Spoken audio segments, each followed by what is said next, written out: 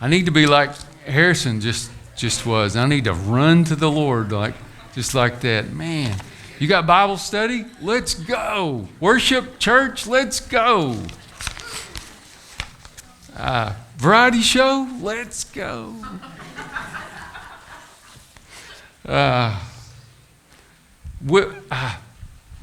already said that we're looking at the Sabbath today, which is a huge subject. So there's a listening guide there. If anybody wants any, you could take one down, pass it around, and those scriptures that we're looking at today. So we're going to look at Mark chapter 2:27 first, and we'll look at all these scriptures. But I wanted to launch out by saying one of the greatest statements, most controversial statements Jesus ever made, got him in trouble. He kind of got in trouble a lot. He often got in trouble. I want to read to you out of my journal that I wrote this week. I've been thinking about this for a few weeks. But Sabbath Rest sometimes is really near my heart, and my heart's been needy. And I don't know if there's somebody here that you're just needy of a rest, like the songs we sang, just to say, oh, I'm just going to rest. Let God speak with you today. And there's probably one or two truths that, how many more can we take? More than one or two. And there may be one in here today that you just really need to hold on to. Because Jesus often got in trouble. He was called a blasphemer. He was a troublemaker, Hayden. He was looked down upon because of his social position. Can anything good come out of Nazareth? He was hated and he was feared, and yet the same actions that earned him hate from the religious and political rulers caused countless others to love him and to adore him. No acts or statements drew more hatred and questioning, and at the same time admiration and love, than his views on the Sabbath. He regularly taught as no man could teach on the Sabbath. But it wasn't just that drew anger and hatred. He healed on the Sabbath. He did work on the Sabbath. That's what they said. And to the religious rulers who had a system in place that they didn't want disturbed, he was a threat. But to the downtrodden and poor in spirit and those hungering and thirsting for righteousness, he was all they'd ever wanted. You can sum up Jesus' radical teaching about the Sabbath in this pungent scriptural truth. The Sabbath was made for man, not man for the Sabbath.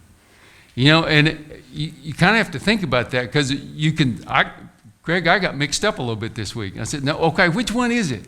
What's he trying to say there? Well, the Sabbath was made for men and women. Religious system had it backwards. They had a list of rules and understanding of scriptures that were burdensome, but they could keep those rules. The Sabbath that they understood was heavy, and it often didn't have any joy. But Jesus came walking through the fields on a Sabbath day, and that's where we find ourselves in Mark. Because here's what they were doing.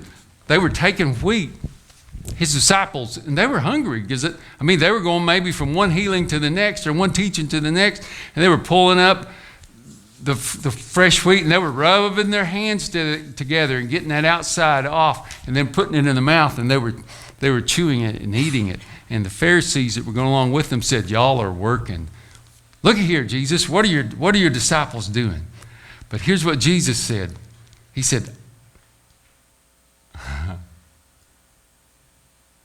they said, you're breaking the law. And he said, I came to fill it all the way up. So what is it? Is it man was made for the Sabbath, or the Sabbath was made for man? I can't tell you that I understand the Sabbath. If I did, I would live my life in a different rhythm. And I wonder if you might look with me today as Sabbath as it's a rest, it's rhythm, but it's also redemption. And maybe we can just learn just a little bit more that we could take with us and share with someone about the Sabbath, and they would see a difference in our lives. Because here's what we see in Sabbath. In Matthew 2:27, I've already just kind of talked us through that. But in Mark 2:27, Jesus says, he says, pick up in verse 25. You never read what David and those who were with him did when he was in need and hungry, how he entered the house of God in the time of Abiathar, the high priest, and ate the sacred bread, which is not lawful for anyone to eat except the priest. And he also gave some to his companions. And then he told them the Sabbath was made for man and not man for the Sabbath. Therefore the Son of Man is Lord even of the Sabbath. And that got him in even more trouble, because he said, I have authority to interpret the scriptures. So today, look with me first about how Sabbath it's a rest. And to do that, you need to go back to the first book in the Old Testament. Go back to Genesis chapter 2. And while you're turning there, let's see. Do we have any English teachers in here? We got lots of teachers in here. But did you know that Sabbath is a verb? The root word, the word we get Sabbath from, it's a verb. Sabbath is a place to stop and to rest with God. It's a place to stop and rest with God. And if you think about it, as you look back over churches over the years, a lot of times we do so much for God that we don't even have a chance to stop and rest with God. So Sabbath is a verb. We have to work at keeping the Sabbath. You know, that's what we're asking ourselves today. God, what does your word say? What does it mean in my life? And then how am I going to apply this? How am I going to edit what I think I know about the Sabbath? How am I going to work to keep the Sabbath? And in Genesis chapter 2, and in verse 2, says, well, you got to read verse 1. Look at this. So the heavens and the earth and everything in them were completed. God had been working for 6 days. And this is by the seventh day, God completed his work that he had done. I underlined that in my Bible. And he rested on the seventh day from all the work he'd done. Whew, he had been working so hard. Man, it's tough work creating everything. When I was a kid and I read that, I thought, did God sweat? Did he? But it says he rested from all the work he'd done. And then it says he blessed the seventh day, declared it holy, for on it he rested from the work of creation. And Sabbath is a verb, but here's what God did. He came to a place and he stopped, because a rest that we have on the Sabbath that God took and that we're supposed to take, it's a rest. He completed his work. He stopped. He finished it. He said,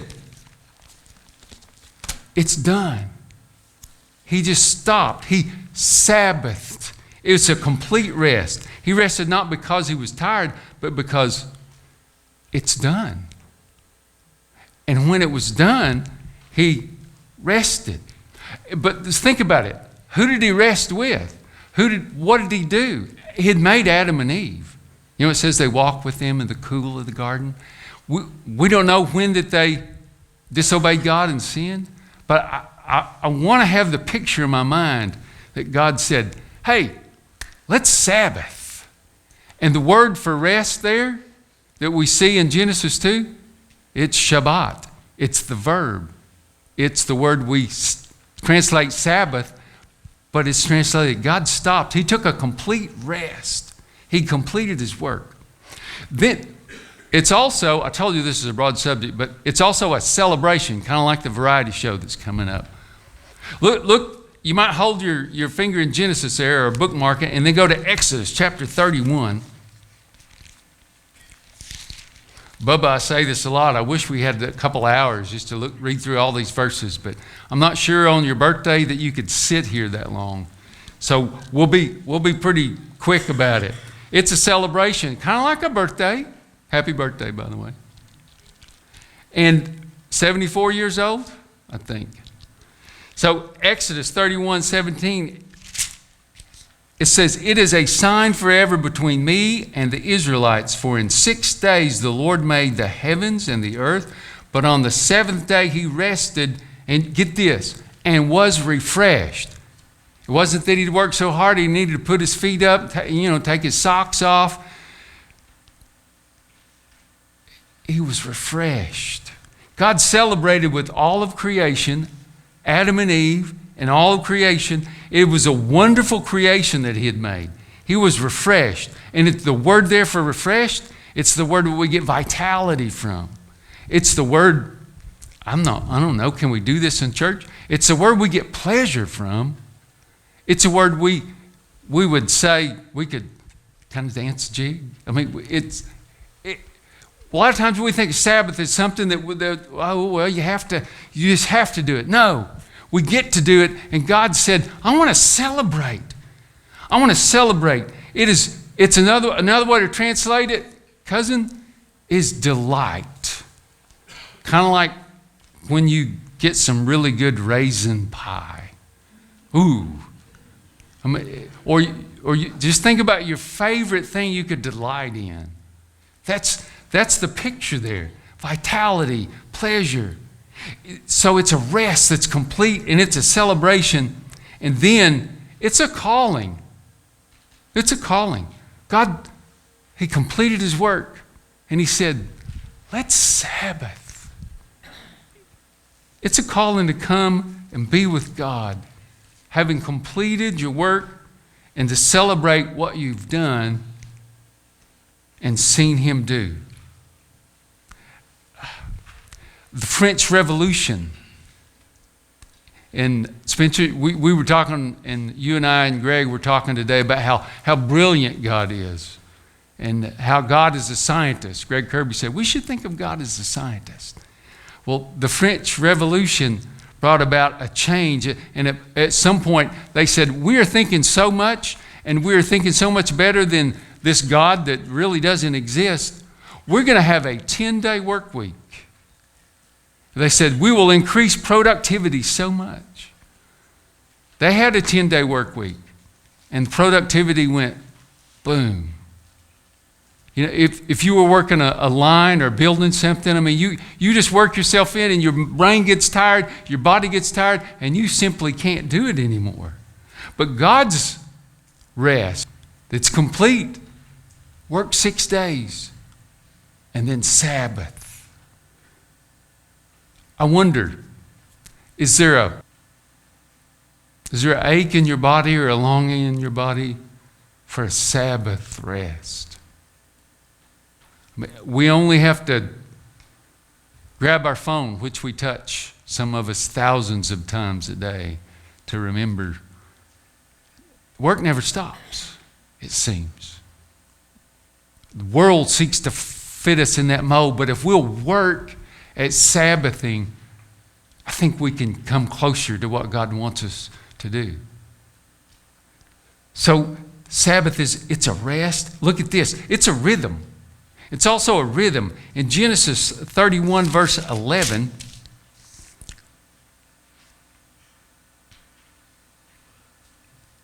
hold up. That's not Genesis 31, verse 11. It's Exodus 31. 12. The Lord said to Moses in verse 12, then in 13, tell the Israelites, you must observe my Sabbaths. You see that? It's plural. You must observe my Sabbaths, for it is a sign between me and you throughout your generations, so that you will know that I am the Lord who has set you apart. Observe. We're supposed to observe his Sabbaths. He told them this because there's a rhythm in life. And he said that it's a holy rhythm. We're set apart to be with God on one day. We're set aside to live in a different rhythm from the world. Go back to Genesis chapter 2 in verse 3. Because the world seeks to conform us to its mold. and we try and keep up. But in Genesis chapter 2, from the start, when God had completed his work and he rested from all the work he'd done, then it says he blessed the seventh day and declared it holy. It was set apart. That means it was set apart for a specific purpose. And there's a holy in having one day set apart each week. And when we set it apart, then we begin to know we can work from that day over the next 6 to the next day. And God said Sabbaths. He was planning on us having a rhythm where we would work and then Sabbath, work and then Sabbath, so that we could be with him. Because it's not a day off. And Greg, I got confused for a long time. Okay, here's a day off. No, it's a Sabbath. It's a day set aside to be with God. Because it's a rhythm that's holy, and it's a help. It gets us back in synchronization with God. Have you ever seen the synchronized swimmers? They first of all, I don't know how they hold their breath that long to be upside down underneath the water. And it seems like, and I think it's usually ladies, because I don't think we've got the rhythm to do that. I'm not sure. But they just come up and out of the water, and they're in sync and in rhythm. Or if you're a musician, I have no idea what rhythm is. But there's rhythm at the heart of creation. God worked 6 days, and then he said, let's Sabbath. And it puts us back in sync with God. And it's a rhythm that's not only holy, and it gives us a help, but it gives us a hope. In Genesis chapter 2, verse 3, look at this. I missed this for years. God blessed the seventh day and declared it holy. I highlighted that word blessed. God uses blessed twice in chapter 1, where it talks about how the birds and animals should multiply. God blessed them. God projected his goodness into them so they could be fruitful and multiply. But then look at this.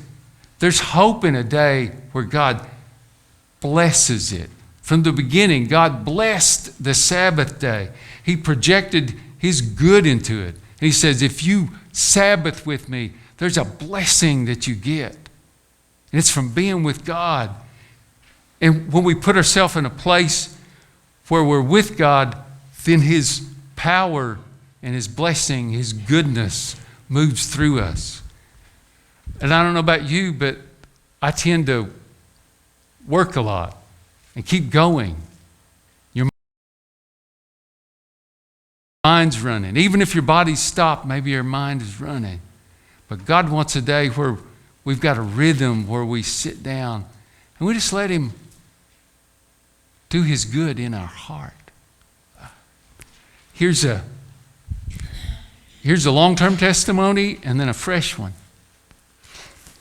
We moved back from Turkey 2008. Can it be that long?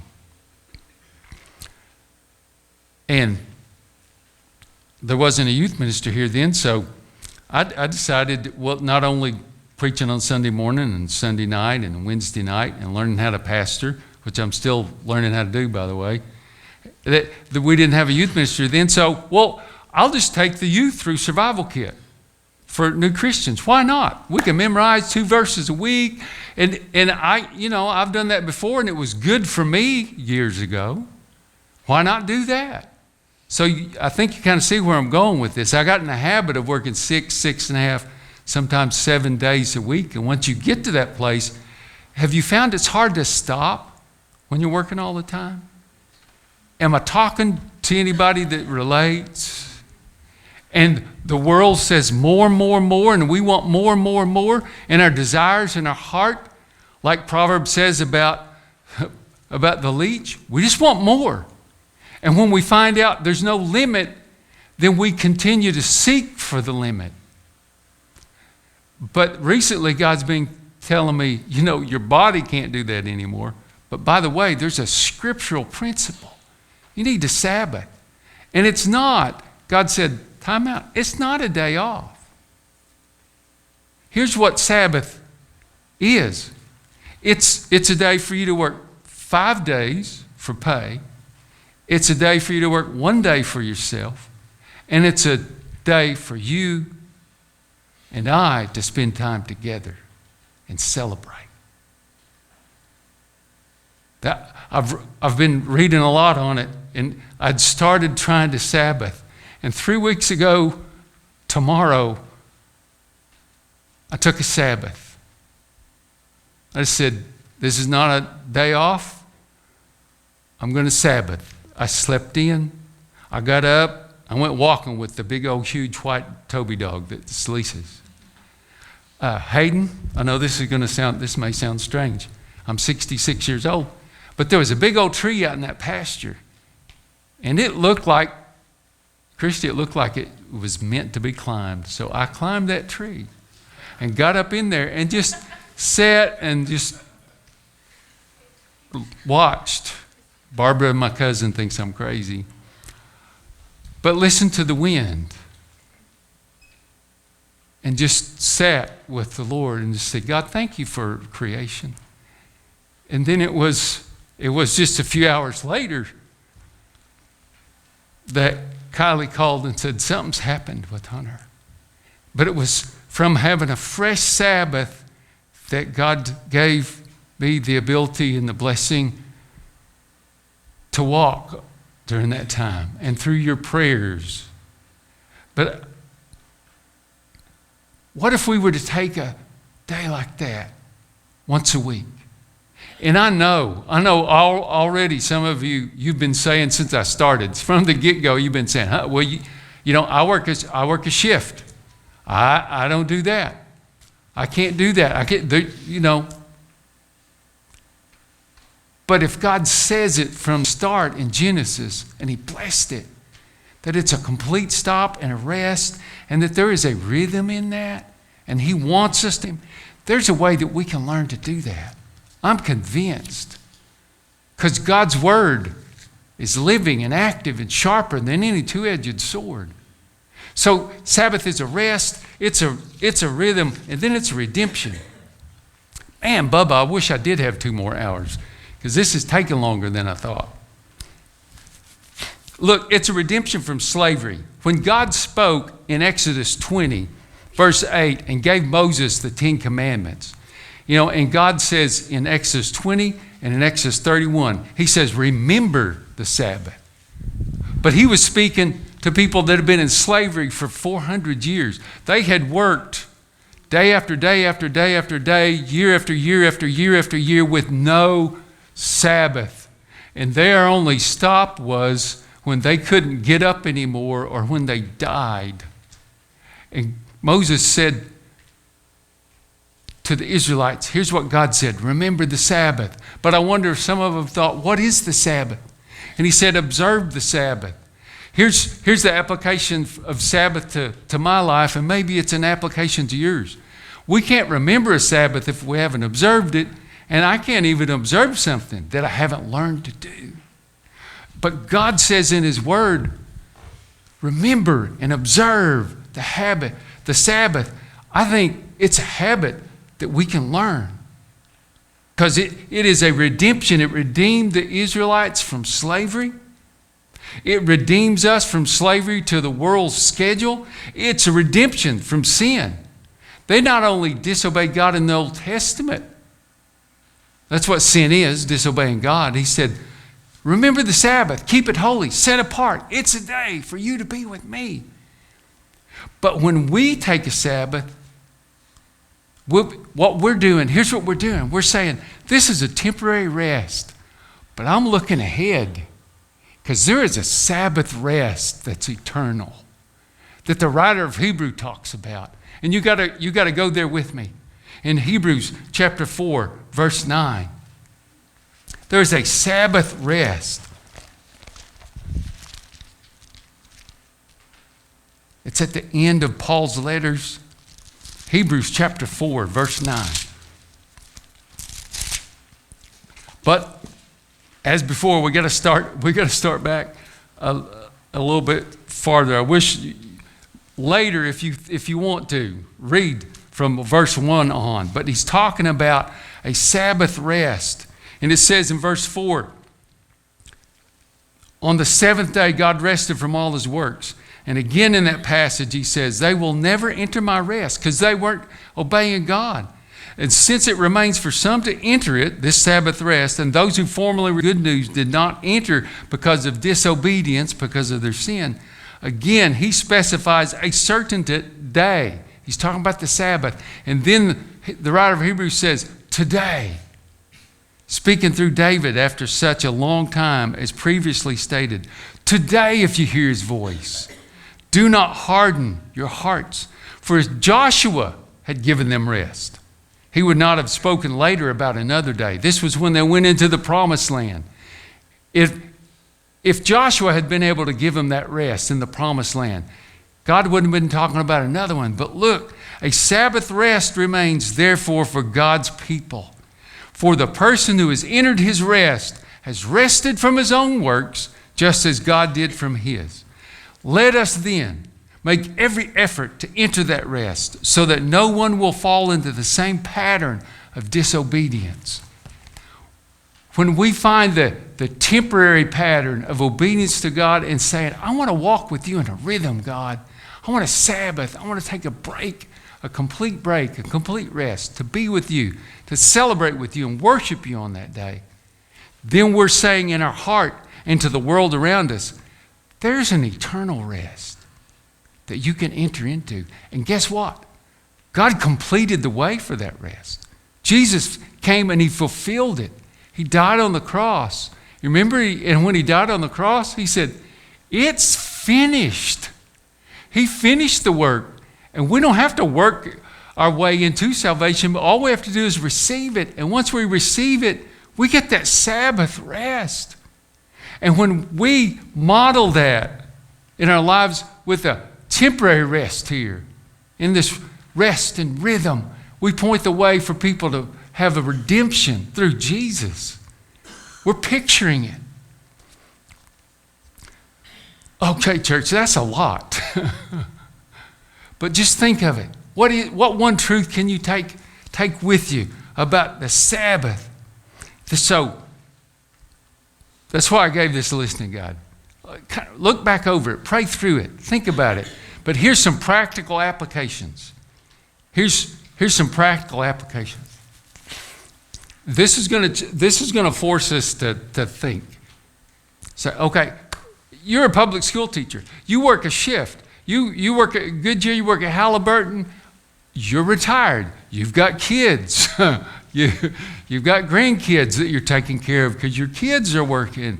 Whatever it is, how can we work 5 days, work one day for ourselves, and plan a Sabbath? Maybe we need to tiptoe into it. Maybe you can Sabbath for an hour or two on a day. What is the Spirit of God speaking into your heart right now? Here's another way to say it. When could I get a nap? When could I get a good night's sleep? That's a good start for a Sabbath. What's my plan? Because truly, I don't think we've ever thought about remembering the Sabbath or observing it because we haven't understood it. And this just kind of barely opens the door on it. Here's another way to say it. What gives me great joy and delight? Pastor, I'm not climbing any trees, but what gives me great joy and delight? What could you do with your kids? Have I don't know, Spencer, like fried catfish. What's your favorite food that you could just say, let's eat it together and let's act as if the Lord is here because, He really is. Let's celebrate together. What could we do together with kids and grandkids that we could just point people to God, to Sabbath? What would it take me, what would it cost me to turn off my phone for an hour or 2 hours? Just to set it aside in another room so I'm not even tempted to look at it, to the Sabbath. Those are just a few ideas to kind of, as older generations like mine would say, prime the pump. Sabbath. So church, I'd like for you to pray with me, and then we'll have our invitation. And if somebody needs to come and pray, if somebody needs to say, boy, I'd like to talk with you more about this. If somebody needs to say, I've not entered that eternal rest of a Sabbath where I don't have to try and please people. I don't have to try and please God. I don't have to be in fear of dying. But I want to follow Jesus and follow his completion and his finished work. If you need to know Jesus, there's no better day than, like Hebrews says, today. So Father, I've gushed a bunch of truths about the Sabbath.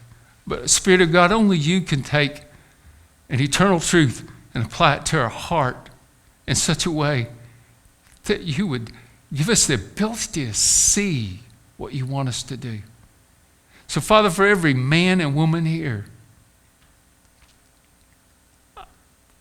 I ask that what you want from our worship of you today and our being with you today on this, what we call a Sabbath day, would you imprint it on our heart and help us step a little bit closer into being able to rest with you and be with you. Lord, so help any of my brothers and sisters, or someone who's yet to be a sister or a brother, respond to whatever your Spirit is saying. Help us where we struggle. Help us where we hurt. And as we sing, we worship you. And Father, we ask all these things in Jesus' name.